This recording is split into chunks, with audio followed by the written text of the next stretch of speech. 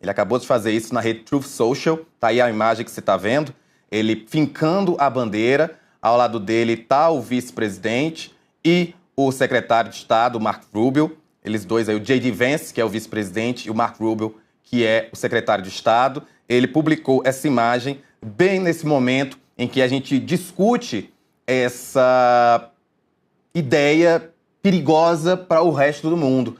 Felipe, enfim, que mensagem Donald Trump quer passar? Eu sei que parece bem óbvia, mas se você puder destrinchar um pouco, que acabou, né? Porque a gente acabou de discutir sobre esse assunto e vem Donald Trump, publica essa imagem na Truth Social. E está sendo Trump, né? Está esticando a corda, está tensionando para tirar algum tipo de vantagem em relação a esse assunto, em relação à Groenlândia, né? A gente sabe que a questão da Groenlândia é muito mais profunda do que simplesmente a questão da Venezuela, né? É muito mais fácil, né, os Estados Unidos entrar na Venezuela, violentar a Venezuela, do que violentar, né, um membro da União Europeia e um membro da OTAN. Então eu creio que o Trump está tensionando para chegar numa negociação em relação à Groenlândia, em relação, inclusive, à postura da União Europeia em relação à própria Rússia, né, e à própria China, né? Então, no caso da Groenlândia e no caso da União Europeia, eu creio que o Trump quer muito mais aproximar, né, fazer com que a União Europeia se aproximar dos Estados Unidos do que em relação à Rússia e do que em relação à China, né? Apesar da União Europeia, né, e do Macron, né, se colocar completamente contrária à invasão Rússia na Ucrânia, é bom lembrar que a União Europeia compra, né, energia, petróleo, gás, né, da Rússia, né? Ou seja, então tem uma questão ali de zonas de influência implícita muito grande, né? Eu não creio que o Trump está fazendo isso para mostrar que vai invadir a Groenlândia. E eu falo isso com uma ressalva muito grande, né? O Trump é imprevisível, né? Eu posso estar falando isso aqui agora e amanhã, ou então hoje de madrugada, o Trump resolve fazer um tipo de operação na Groenlândia. Mas com as cartas que eu tenho na mesa, Rafa, eu não acredito que o Trump irá fazer isso, até porque a relevância da União Europeia, apesar da União Europeia ser mais irrelevante atualmente do que no passado, né, é muito maior do que a relevância da Venezuela e da América Latina em geral. Então eu creio que ele está tensionando, né, e está querendo mostrar uma certa força, querendo mostrar probabilidade, possibilidade de fazer algo drástico para tentar fazer uma negociação muito melhor para os Estados Unidos e puxar os Estados Unidos para o setor de influência, puxar a União Europeia para o setor de influência dos Estados Unidos. Então eu creio que o Trump está tensionando para tirar algum tipo de vantagem e esse é o modo operandi do Trump, né? Então, ou seja, então, nada de novo em relação a esse tensionamento do Trump em relação à União Europeia. É aquilo, né, Felipe? Talvez daqui a pouquinho a gente tenha que voltar ao vivo para uma nova decisão do Trump. Mas é interessante também que, apesar dessa impossibilidade da gente prever o que é que como o Trump vai agir, né, mais cedo também o presidente Vladimir Putin, lá da Rússia, ele disse que não vê como extravagância de Trump essa tentativa de anexação da Groenlândia, que, na verdade, se trata de algo comum à política externa americana. Então, meio que ficamos nesse impasse, né? Sabemos que há um presidente imprevisível, mas também sabemos o histórico dos Estados Unidos em relação à Groenlândia, né? Aí tem um ponto interessante em tudo isso, né? Para a Rússia, né, e para o Putin, seria muito bom, né, o Trump invadir a Groenlândia. Porque se o Trump invadir a Groenlândia, acaba a OTAN, né? Todo mundo sabe que a OTAN tem a força que tem por conta do apoio da proteção dos Estados Unidos, né? A partir do momento que o Trump viola, né, o acordo com a União Europeia, né, e faz qualquer tipo de ocupação e invasão na Groenlândia, o que ele vai fazer, por consequência, é acabar com a OTAN, né? E acabando com a OTAN, é bom lembrar, é tudo que o Putin quer, né?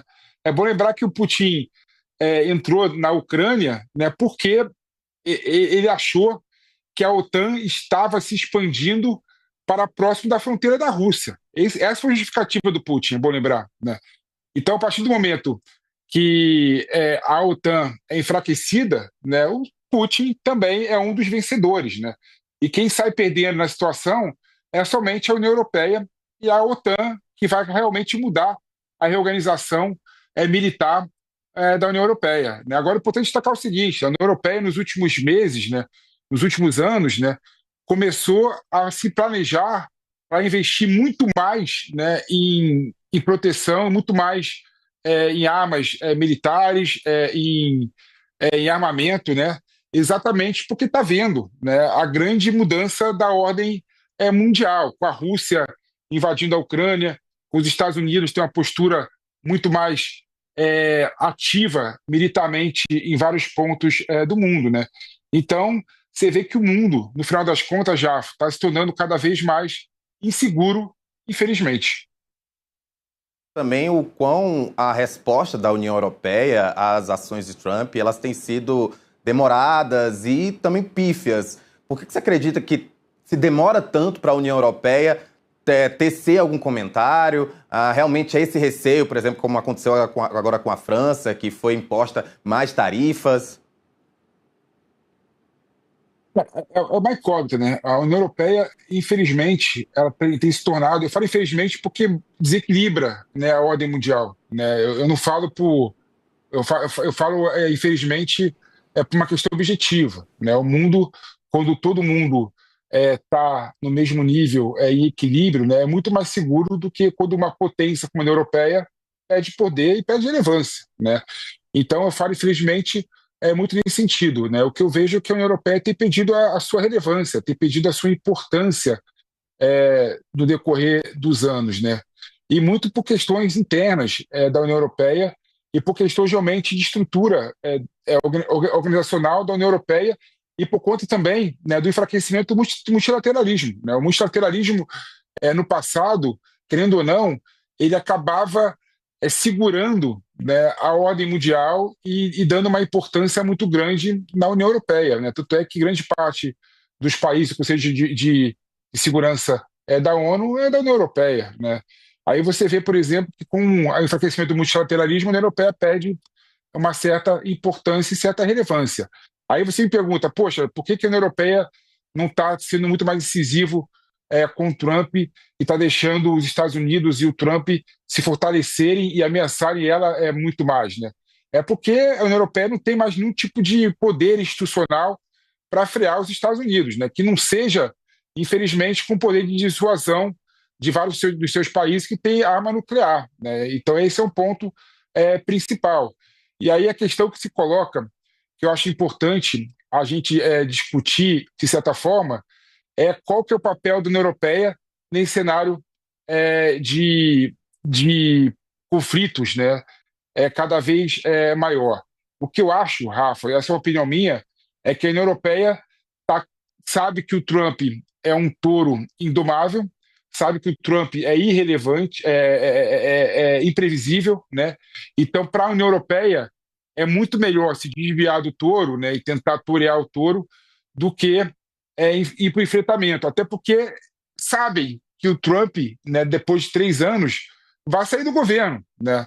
A União Europeia vai continuar, né? Os Estados Unidos vão continuar com outro governo.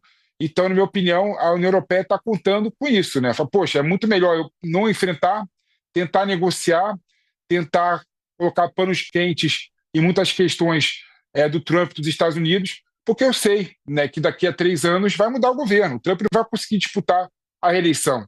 E isso é muito. E por que eu falo isso? Não é porque eu estou chutando isso na minha cabeça, né? É quando, por exemplo, a União Europeia resolve não regular ou então atrasar o regulamento das redes sociais e das mídias sociais, que era uma questão que o Trump reivindicou, né, está muito mais ligado com essa ideia. Poxa, é melhor segurar 3 anos essa regulação do que eu bater de frente com uma pessoa que é imprevisível e pode vir para cima de mim e ter um resultado muito pior para mim, né? Então, eu me sinto que a União Europeia está racionalizando muito mais do que agindo com a emoção. Agora, isso tudo, é bom lembrar, gera uma certa fraqueza em quem está vendo de fora. Então, isso que está acontecendo com a União Europeia.